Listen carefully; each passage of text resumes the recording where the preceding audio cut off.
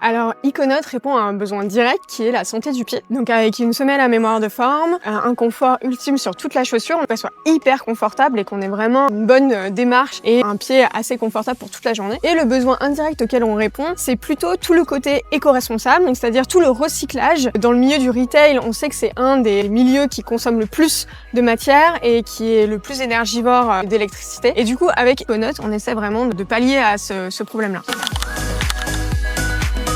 Oui, tout à fait. En fait, quand j'ai créé Iconote, je voulais surtout à la base que ma maman puisse les porter parce qu'elle a un problème au niveau du pied, elle a un hallux valgus assez imposant. Pour contrecarrer ça, j'ai vraiment essayé d'étudier les chaussures et avec ma manufacture au Portugal, on a enlevé la surpiqûre qui est à l'avant de la chaussure pour pas que ça frotte au niveau de l'hallux valgus. À l'endroit au niveau du talon, pareil, on a enlevé la surpiqûre pour vraiment que ce soit hyper confortable et qu'on n'ait pas une énorme ampoule à la fin de la journée quand on marche tout le temps. Et en plus de ça, on a la semelle à mémoire de forme que j'ai créée avec un podologue pour vraiment que ce soit ultra confortable. Donc en fait, elle revient à sa forme initiale une fois qu'on a déposé nos chaussures chez nous après une longue journée. Pour tout ça, on a eu le prix du concours Lépine en 2024.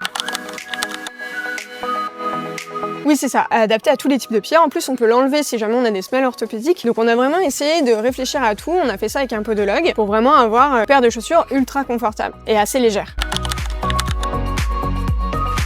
Moi, je dirais que c'est les deux, parce qu'on fait des baskets, mais en même temps éco-responsable. C'est vraiment un pilier commun. Et je pense qu'on peut allier et confort et éco-responsabilité, ne serait-ce que sur notre semelle. Elle est recouverte en liège, donc pour un côté antibactérien et antitranspirant, qui est éco-responsable parce qu'il est certifié FSC, et en même temps, ça attribue un confort primordial sur nos chaussures parce qu'il y a une semelle à mémoire de forme avec du liège.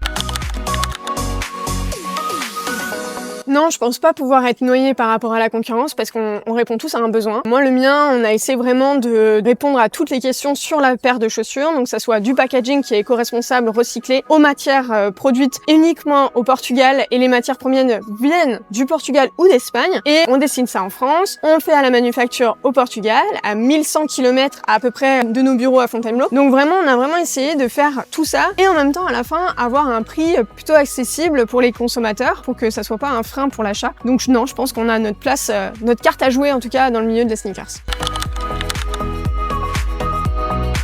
C'est d'allier l'éco-responsabilité et le confort de la chaussure. On a vraiment essayé de rechercher un confort ultime au niveau de la basket. C'est ce pourquoi les gens reviennent chez Iconote, c'est pour le confort de la chaussure. Et en même temps, le côté éco-responsable, vu que c'est de la pierre angulaire de la marque, c'est carrément dans toutes nos matières. On est labellisé, on a fait partie de Mouvement Impact France, on a un Impact Score qui fait partie des 1% des entreprises en France aujourd'hui. On a 87 sur 100. Donc on est vraiment autant engagé en éco-responsabilité que en confort de la chaussure. Donc je pense que c'est ça notre force.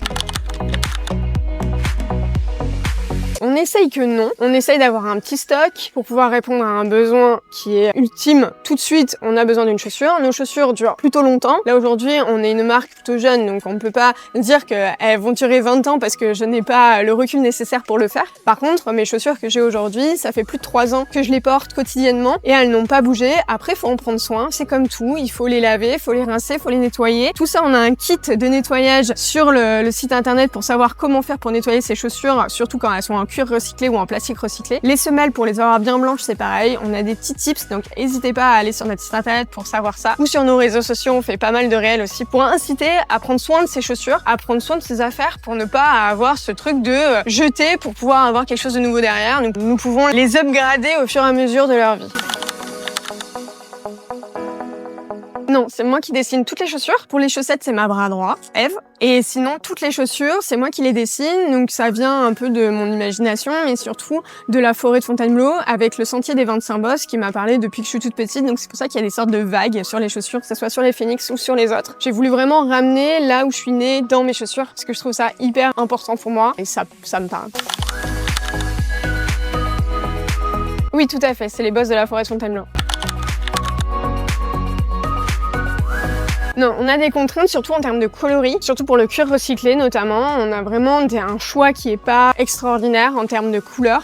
Donc on doit s'adapter par rapport à ce qu'on a ce qu'on a la possibilité d'avoir à ce moment T, parce que vu que les cuirs sont recyclés, ça veut dire qu'elles viennent de manufactures qui donnent des stocks en plus, et ces stocks-là qui font qu'on a nos chaussures. Donc, on doit s'adapter quotidiennement pour la création des chaussures à avoir des couleurs qu'on a envie. Donc voilà, c'est vraiment en termes de coloris qu'il faut s'adapter. Après, pour la semelle, que ça soit du matière 100% recyclée, c'est pareil. On n'a pas des packs de formes, on n'a pas des designs qu'on voudrait tout le temps, mais on s'adapte et on trouve des solutions à tout.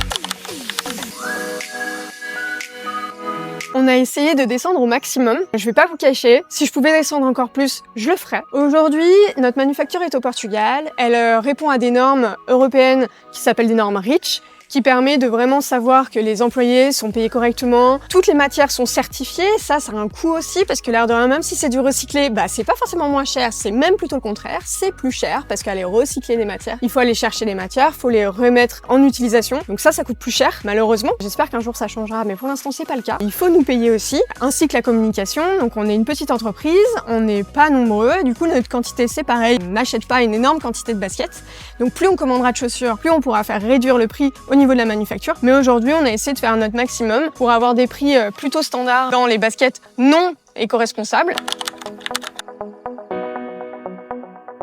Je pense que ça serait nos modèles lifestyle, parce que c'est nos premières, parce que le cuir recyclé, tout le monde connaît. C'est une matière que les pieds connaissent, donc elle s'adapte vachement bien à la forme du pied. La mémoire de forme, on la ressent tout de suite. C'est vraiment des chaussures pratico-pratiques qu'on peut mettre avec tout, qu'on peut mettre tous les jours, qui se nettoient super bien. Donc je pense que je ferais essayer mes baskets lifestyle.